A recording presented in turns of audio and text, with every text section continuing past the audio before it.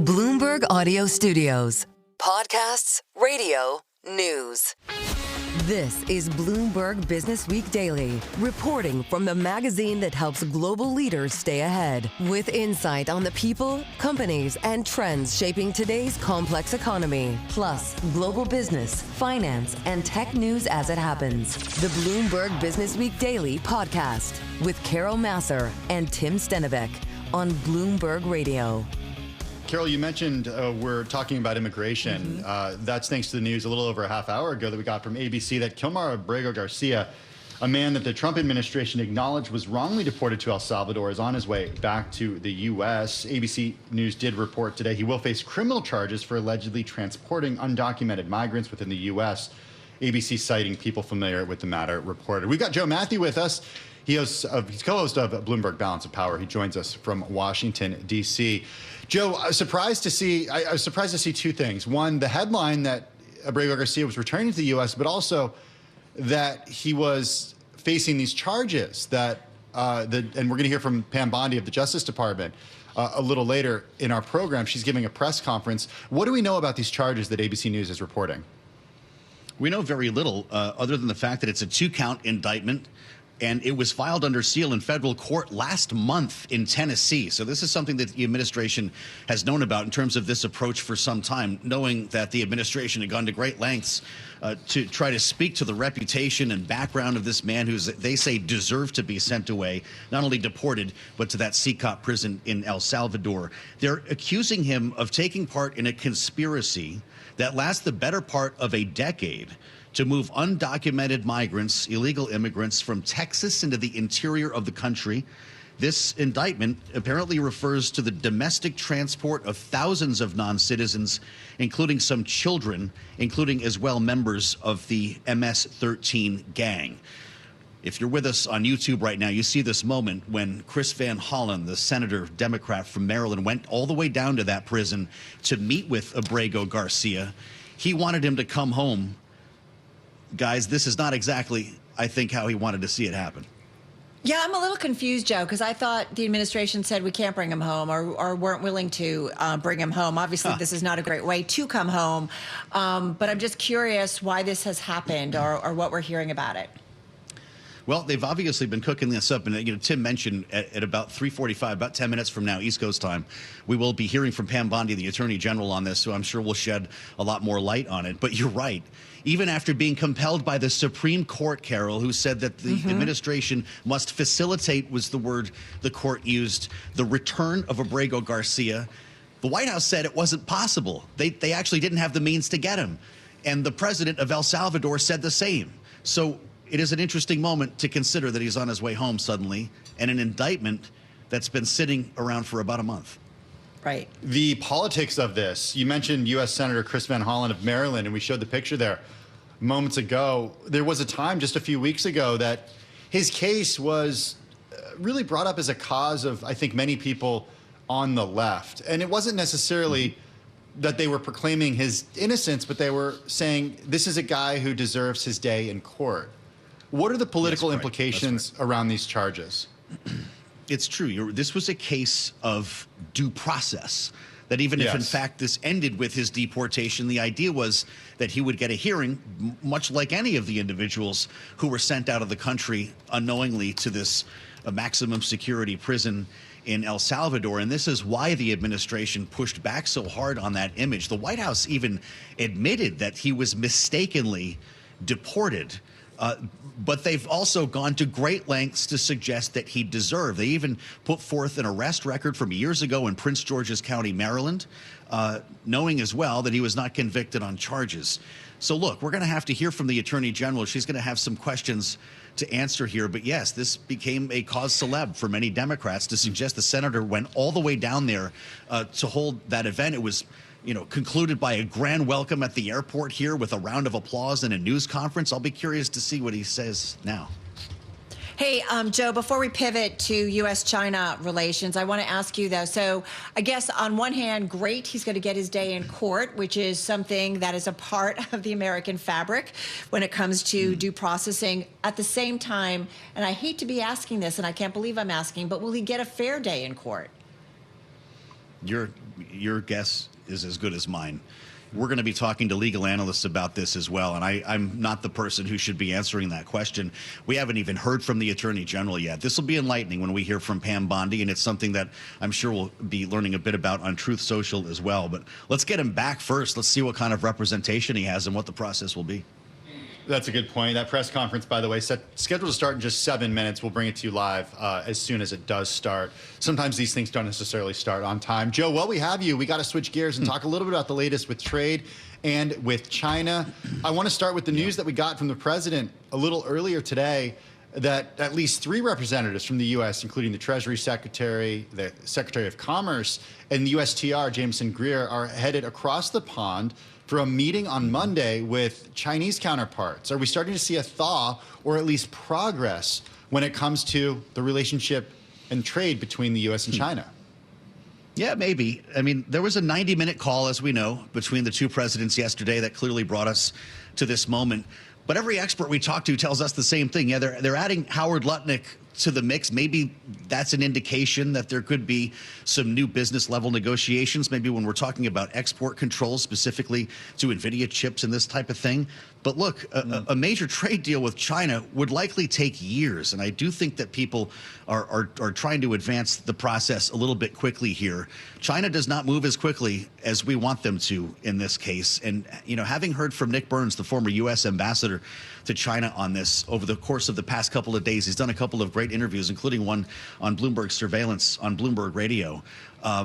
Donald Trump didn't help himself by laying on tariffs on Japan at the same time as China, on South Korea at the same time as China, on the EU, Canada, and Mexico. These were all allied trading partners who were on the same side of the fence as us when it came to China. And the president may well have lost leverage by doing this blanket tariff when he could have actually created a coalition to have some strength. So we'll be watching this on Monday. It's going to happen. The president writing on Truth Social, the meeting should go very well. We're about to find out. I love that you went there. We just talked with former Senator Phil Gramm, and he specifically, understood maybe the pursuit of China in terms of the U.S., maybe not necessarily the mode, but he questioned some of the tactics that have come out of the White House and the president specifically when it comes to European allies or Mexico and Canada. Hey, one last question on U.S.-China. We did see stocks move up when the headline crossed. As you said, any new deal with China is going to take a long time. But is there some hope that we can take away out of this story and this development that things are even moving forward a little bit? Let's watch the rare earths and batteries story. This was a big deal for automakers who suddenly, Carol, were talking about sending engines to China to put a battery in it and send it back so they didn't break the tariffs and so forth. There could be a couple of items around the edges like that, maybe when we're talking about computer chips, where maybe we'll see signs of progress. We need to get these guys all in the same room, though. And there's a question, of course, of when we're going to get Donald Trump and President Xi in the same room. That might be a sign of things getting serious. That's a really terrific point. All right, Joe, as always, look forward to your reporting and anchoring at 6 p.m., actually 5 p.m. Wall Street time. I'm a little off. I'm on the West Coast. I don't know what time it is. Joe Matthew, co-host of Balance of Power. Catch him and Kaylee Lyons at 5 p.m. Wall Street time on Bloomberg TV and Bloomberg Radio. You're listening to the Bloomberg Businessweek Daily podcast. Catch us live weekday afternoons from 2 to 5 p.m. Eastern. Listen on Apple CarPlay and Android Auto with the Bloomberg Business app. Or watch us live on YouTube. I think it's fair to say, Carol, our next guest understands policy, politics, economics, and Wall Street. Phil Gramm served 6 years in the U.S. House of Representatives and for 18 years represented Texas in the U.S. Senate. He was also then chairman of the Banking Committee. Later, he was vice chair of UBS Investment Bank, and early on in his career, before he went to Washington, he was a professor in economics. He's done a lot. He is now senior fellow at the Brookings Institution. He's also co-author of a new book. It was just out last month. It's entitled The Triumph of Economic Freedom, Debunking the 7 Great Myths of American Capitalism, and he joins us from Texas. Senator Gramm, it is so nice to have you with us. There's so much going on, and there's a lot we want to get into, including your book, but I think we'd be remiss if we didn't start to ask you your view, someone who spent so much time in Washington and Washington politics and had relationships with various presidents, what you make of the once seemingly very close and now not so close relationship between President Trump and the world's richest man, Elon Musk, and kind of the very public fighting that we have seen on social media? Well, I think both men are ill-advised to get into personal conflicts. I always viewed when someone attacked me personally that it was a sign of weakness, and I always did my best not to respond in personal attacks. I think it especially makes the president look bad. And I think in the end it will end up hurting both people.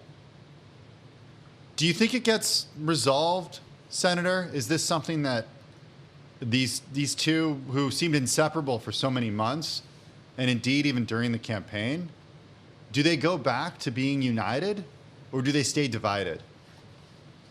It's hard to tell. I think both of them are capable of getting over it. I think it would have been better had it not happened. But where it goes, I don't know. Do you think it was bad for Elon Musk in general to be involved with politics, with the Republican Party, to be involved with the government, with Doge? Well, he clearly made a sacrifice in being away from his business. I think he contributed in the process. I think that there were going to be these huge savings without Congress getting involved was maybe a little naive. But I give Elon Musk very high marks on what he did.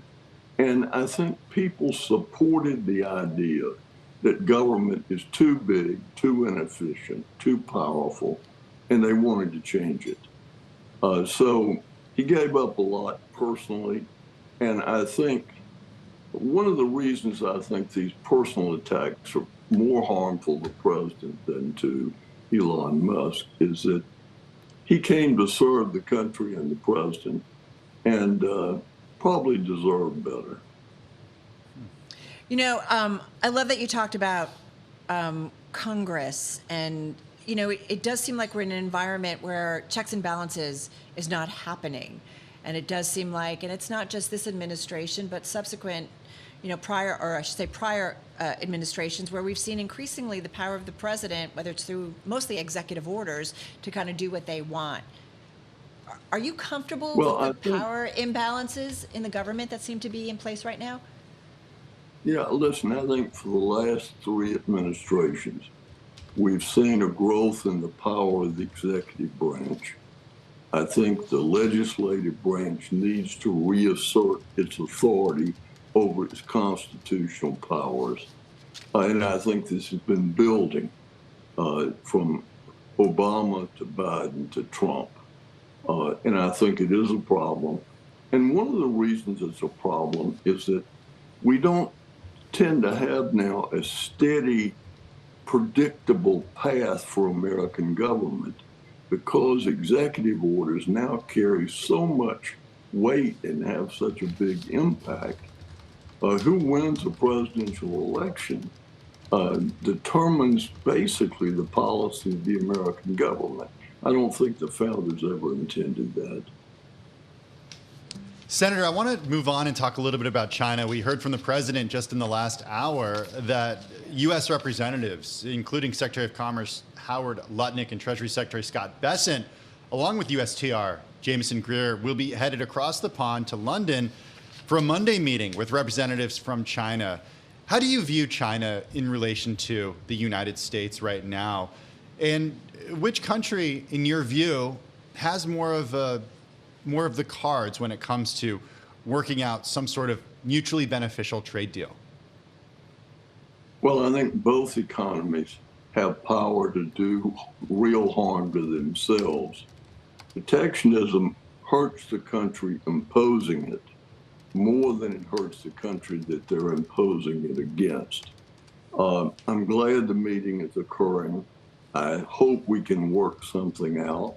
I think our relationship with China is a difficult relationship, but the 2 largest economies in the world are now so entwined that this idea that we can suddenly stop trading and things not be dramatically changed, I think was naive to start with. So I hope an agreement can be worked out. And I hope that we can mutually reduce tariffs of goods coming into the United States, goods coming into China, a real reciprocal trade agreement. The president uses the term, but that's not really what he's trying to implement, it seems to me. What do you think he is trying to implement? Well, he's trying to basically use the power of intimidation to get countries to agree to an increase in tariffs in America. I think that's what happened in the British agreement. We had fairly open trade with Great Britain. Our level of protectionism was relatively similar. We had a surplus with Great Britain. And what the president demanded in return for reducing tariffs that had been jacked up to levels that would have done real harm to both economies was that Britain accept a 10% across the board tariff on all British goods and services coming into the country. And I don't think the European Union will ever accept such an agreement. And I'm not sure what China is going to be willing to agree to. We're going to talk about your book. I just have one more question. So you said you don't really, I think it's good the way President Trump leads through intimidation. Do you think he's not a good leader? No, look, I just, everybody has their own methods and techniques. Protectionism is a very destructive policy. We've tried it throughout American history. It has always failed economically. It has always failed politically. And even if you can force another country to accept tariffs against their goods, Americans end up paying those taxes. They end up being taxes on American consumers.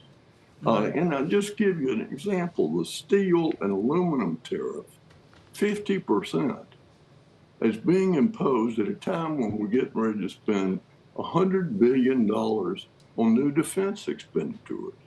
And every defense item we're going to build is going to have a lot of steel and it's going to have a lot of aluminum in it.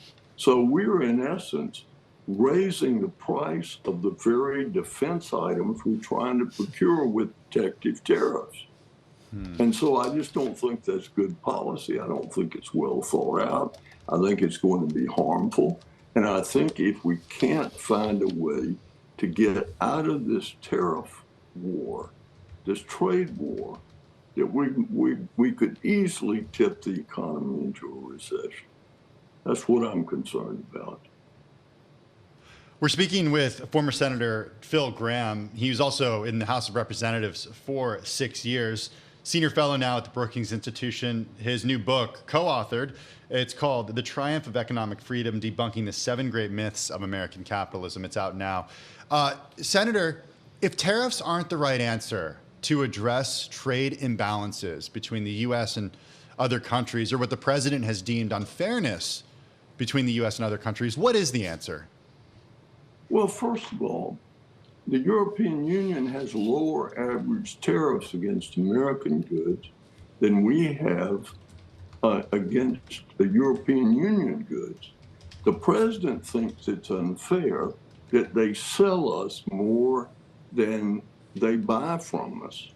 But no economic logic that has ever been espoused by anybody takes the view that you have to have a trade balance with everybody you trade with. I've bought groceries at Walmart where I lived for 23 years, probably spent $100,000 there.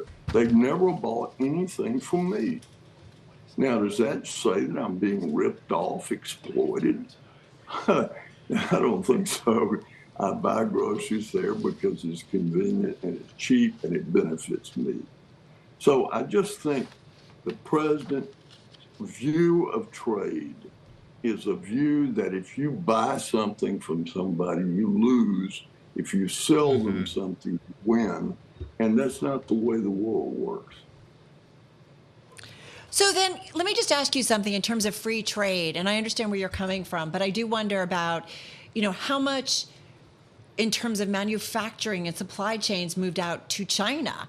And we saw how exposed we were post-COVID.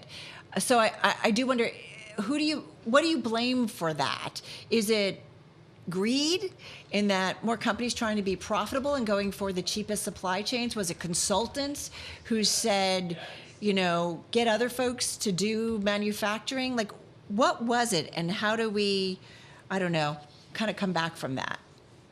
Well, first of all, I think China is a special case. We should be negotiating with China, but we shouldn't be in a trade war with Europe, with Canada, and with Mexico. We have problems with China. They have huge industrial subsidies. Unfortunately, in recent years, we have gone to the same policy, and the policies have failed here like they failed there. So China is a special case. I think you've got to deal with a series of problems in China, including defense and security issues. But again, I don't think the solution is that we don't trade with China. And I don't think the solution is to impose tariffs against all of our friends in the world. And for example, with Mexico and Canada, to have the president unilaterally overturn a free trade agreement that was adopted by Congress and has benefited all three countries immensely. I think, A, it's bad economics. B, I think it's an abuse of the system. I don't think the president ought to be able to overturn a legislated trade agreement unless there's some extraordinary circumstances. And it's hard to argue that steel or aluminum coming from Mexico and Canada is a defense crisis or threatens our national security. That's where I'm coming from. I want us to prosper.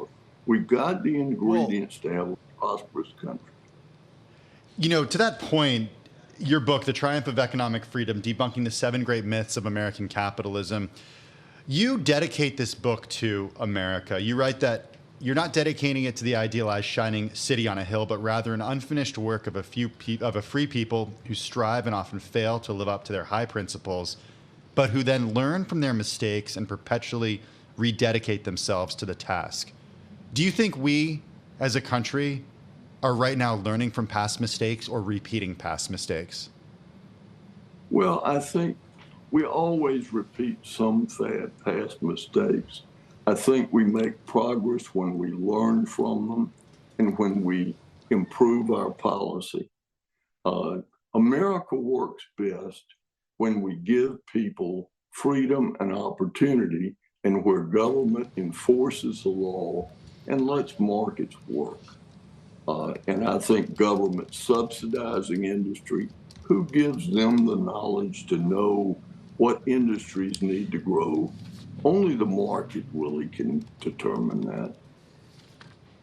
Senator Graham, one last question, and unfortunately we only have about 30, 40 seconds But please left come here. back. But please come back already. But you do say, as Tim just said, we're not the idealized shining city on a hill, but rather an unfinished work of a free people who strive and often fail to live up to their high principles. Are we still a free people? Because I often hear a lot of folks, very established leaders, heads of publicly held companies, investors, who talk about a lot of fear and fear of talking out against the administration.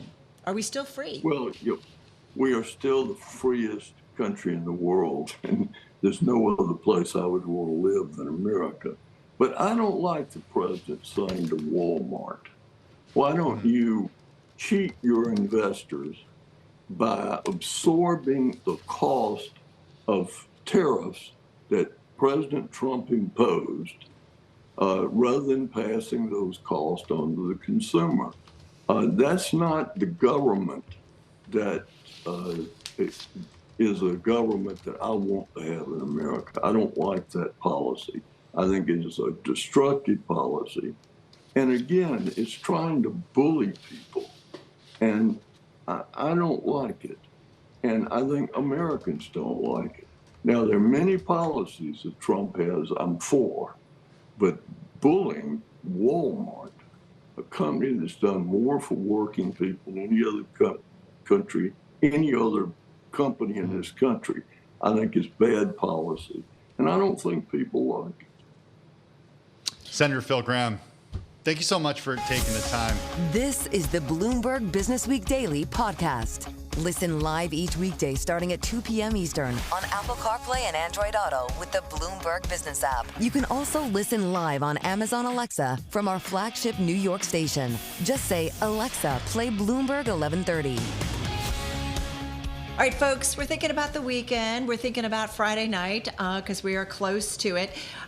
We know that political tensions, as we keep talking about U.S.-China, they are definitely high. They're also high between the United States and Canada. Pretty tense on the ice as well, as tonight is Game 2 of the Stanley Cup Finals between the Edmonton Oilers and the defending champion Florida Panthers.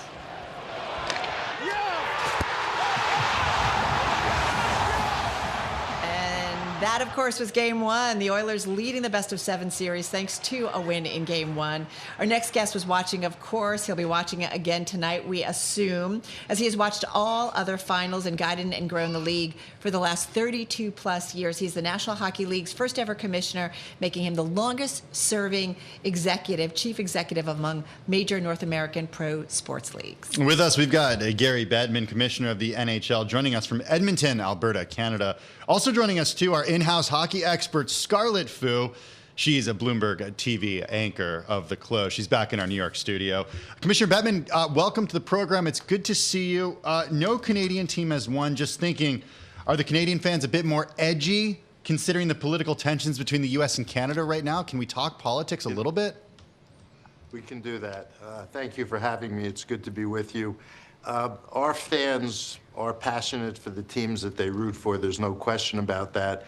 But there seems to be a little bit of movement towards Edmonton being Canada's team because, as you said, the Stanley Cup hasn't been awarded to a Canadian team in the last 30-plus years, Montreal being the last club to win it in 1993.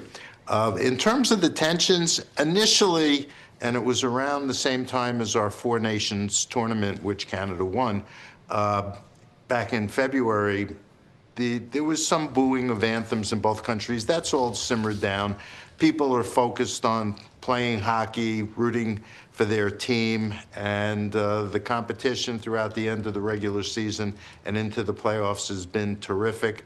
And the question that I get most frequently asked is, well, what does that do for the Canadian clubs with respect to the tariffs and everything else? Because our players in Canada still get paid in U.S. dollars. And the answer is the Canadian dollar is actually up a little bit since all this started a few months ago. I think 3-4 months ago, the Canadian dollar was at 70 cents. It's now at 73. And so we'll watch what goes on. But I think what the great thing about sports is it brings people together. And even if there's a little political tension around the edges, ultimately fans get into and focus on rooting for their favorite team. So you just answered a question I was going to ask you about, the possible negative implications of U.S.-Canada tariffs on the Canadian dollar. It does feel like things have settled down, but are you still a little bit on pins and needles about concerns about how this could escalate again? We know from the White House, Commissioner, that things can change rapidly. And we have to be flexible and adaptable, and we always are. And, that's been something that I've dealt with over 3 decades. The issue on the Canadian dollar, which is where any sort of league issue would come, is really a function of what happens with the Canadian economy. And if the Canadian economy stays stable and the dollar relative to the Canadian dollar relative to the U.S. dollar doesn't change dramatically, things should be fine. I think what we've seen worldwide is a little bit of softening of the U.S. dollar, and the Canadian dollar has been holding its own. If that changes, if it becomes a problem, we'll address it. But so far, so good. And again, the good news is people are focused on the hockey, which has been sensational. As you mentioned, Game 2 tonight.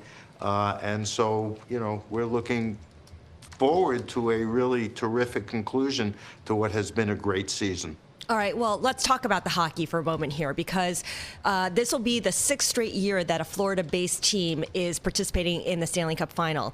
And of course, a lot of people will talk about the state's tax benefits as a reason why Florida teams are doing so well. I know that you and Bill Daley have kind of dismissed that as a factor. But I'm curious, Mr. Commissioner, what is it about Florida's operating environment that enables its teams to consistently outperform? Well, that's of recent vintage. Since we had the salary cap and the economic system we have in 2005-6, nobody was talking about this for the first 15, 18 years. Players choose to go to teams for lots of reasons, and maybe there's a little element of local state taxes. But the fact is, they look to go to a market they want to live in, where they want to raise their families, where their kids will go to school. They look at the organization, they look at ownership, they look at the coach, they look at the general manager. There is the cost of living. And by the way, if the players are getting paid in U.S. dollars and they're living in Canada, that sort of offsets any differences in local taxes. And as I think you know, players get taxed by the jurisdictions that they play in on the road. So I think that gets a little overblown. I think it's too much of an excuse for clubs that may not be performing as well as they'd like to. And I think it's a little bit of an injustice to the great job that the ownership and organizations have done in South Florida and in Tampa. And of course, the Florida teams were expansion teams, and there's always going to be a lot of talk, Mr. Commissioner, about expansion into other markets like Houston, like Phoenix again, and like Atlanta again. The NHL currently has 32 teams, which is kind of considered the sweet spot because the structure creates this really consistent and clear format for competition and scheduling. You've got 2 conferences, each with 2 divisions with 8 teams each. What are team owners' specific concerns about balance if you do pursue expansion and that format changes? Well, the answer to that question is we're not focused on a formal expansion process. Yes, we've been getting interest from a number of places, including the 3 you mentioned, but we've said we're not going to announce a date, and if you want an expansion team, everybody apply. The criteria at 10,000 feet we look at are first and foremost ownership, market, arena, and what does it do to make the league stronger? And we've told the interested parties, if you're ready to come in and make a presentation to check those boxes, come talk to us and we'll focus on what needs to be done. In terms of what it would do to our structure, our format of the schedule, that's not something we're even focused on right now because at the present time, expansion isn't front and center on our agenda. Commissioner, I want to ask about the media relationships and the way that people here in the U.S. are watching and consuming hockey and the way that they're not. Why does the NHL Network, in your view, not have a streaming option or a digital app that you can authenticate with a third-party cable sign-on? Does it feel like you're leaving money on the table by not offering streaming availability like other leagues do at this point? Well, actually, we do have a streaming capability. Warner Brothers Discovery streams the games that they have on Max. ESPN streams us on ESPN Plus. As it relates to the NHL Network itself, we're kind of in a transition period and we're looking at our options, but 99% of our games are available either linear or streamed in the United States. And frankly, to us, the most important thing in the short term is always making sure that our games are available to the most number of people. And we think we do a good job of that. What we do with the NHL Network, which relative to everybody else has far fewer games, that's something that will evolve over time with the changing landscape. But we do have a large, full breadth capacity for streaming, both in the U.S. and Canada. Hey, one of the things I do want to ask you, I mean, there's just so much, I feel like, on your plate. And you talked about this in your, Mr. Commissioner, in your status of the league address prior to game one of the finals. And you talked specifically about the status of collective bargaining talks that are going on. I'm curious, what are you hearing? Where are you? What are the priorities for the league? And what do you expect to be the sticking points? And can you get something done before the current agreement expires in September? Actually, the current agreement expires a year from September, so 2026. Forgive me. Yes. Yes. So we have plenty of time. We started having conversations with the union probably end of February, early March. I think we're having good, constructive discussions. I think for the most part, we're on the same page that it's important to work together. We get together on a regular basis. We even got together yesterday here in Edmonton. And I'm very optimistic that we're going to get this done in relatively short order. I don't mean today or tomorrow. But at the end of the day, the relationship between the NHL and the NHL Players Association, which is now under Executive Director Marty Walsh, who, as I think many of you know him as former mayor of Boston and former Secretary of Labor. We're in a good place, and I think we're going to get it done. And I think the beneficiary from all of that will not just be the clubs and the players, but our fans. I'm not anticipating any fundamental problems or issues that are going to cause us to have fundamental problems. Are you on the same page when it comes to international competition? You guys had a very successful Four Nations tournament, and we know the NHL players are going back to the Olympics next year. So I'm sure there's a desire on both sides to keep the energy of international competition going once the Olympics comes and goes. There's no question about that. So going back in ancient history, because it predates me, the League and the Players Association have been joint partners in the execution of international competition, particularly best on best, which is the Olympics, the World Cup, and things like Four Nations that we did to an outstanding result in terms of fan interest and the competition itself.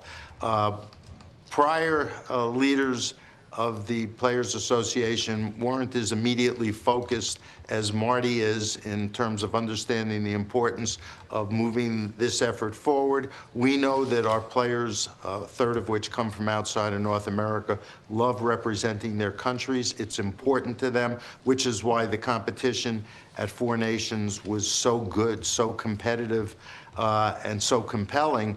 And so he is focused on not just doing that in terms of building interest, but it also speaks volumes of how well we're working together. And so we're looking forward to having the Olympics, 2 years later the World Cup, 2 years after that the Olympics, and so on a regular basis, because we know it's great for the game, it's great for fan interest, and again, we know how important it is for our players to represent the countries they come from, and I don't think there's anything that really compares in the international landscape to best on best in hockey. Hey, one thing I do wonder, Commissioner, is where does women's hockey fit into this? And we've seen, certainly interest in women's sports skyrocket on so many different levels. And we've certainly seen some early success, initial success with the Women's Hockey League, the PWHL. I'm curious about the involvement by the NHL specifically when it comes to women's sports and what kind of investment and solid investment are you guys looking to maybe do in that area? Well, certainly at the grassroots level, we're fully supportive, and our programs are very, very inclusive and welcoming. The PWHL, which is the Women's Professional Hockey League, is off to a terrific start. They launched very quickly 2 seasons ago. We helped them get off the ground using our infrastructure and resources, and we work well with them. We try to include them in our major events. And they just recently announced a 2-team expansion. So they're off to a great start. And again, we're thrilled and fully supportive. It's great for the game of hockey. Commissioner, let's just return to playoffs for this year. When you look at viewership numbers, they're actually down about 20% from last year's playoffs. To what extent does that concern you? And do you believe it has any kind of, future implications? Does it suggest anything about the future of the league? Actually, on a North American basis, which is how we look at these things, because we're a little bit different than baseball, basketball, and football, because 7 of our 32 teams are in Canada and they don't show up in U.S. ratings. But when you look at North America as a whole, we're about flat. And you have to take into account that this may be the first time in the history of the NHL where none of the 4 original 6 U.S. teams were in the playoffs. And that's Chicago, Detroit, New York, and Boston, all of which rate extraordinarily well. And Boston and New York, the Rangers, had great runs last season, even though they didn't make it to the Stanley Cup final. So it's a little bit of apples and oranges, but when you look at it on a North American basis, it's fine. When you look at, for example, Game 7 in last year's Stanley Cup final, which was, this is a redo this year, Edmonton and Florida, I think we drew 16 or 17 million fans North American wide, and I think we had about 9 million in the United States. And the final game of 4 nations was at about the same level. And so our ratings are strong. We tend to be a little bit variable, but don't just look at the U.S. We won't. Thank you so much. Busy time for you. Good luck with Game 2. This is the Bloomberg Businessweek Daily Podcast. Available on Apple, Spotify, and anywhere else you get your podcasts. Listen live weekday afternoons from 2 to 5 p.m. Eastern on Bloomberg.com, the iHeartRadio app, TuneIn, and the Bloomberg Business app. You can also watch us live every weekday on YouTube and always on the Bloomberg Terminal.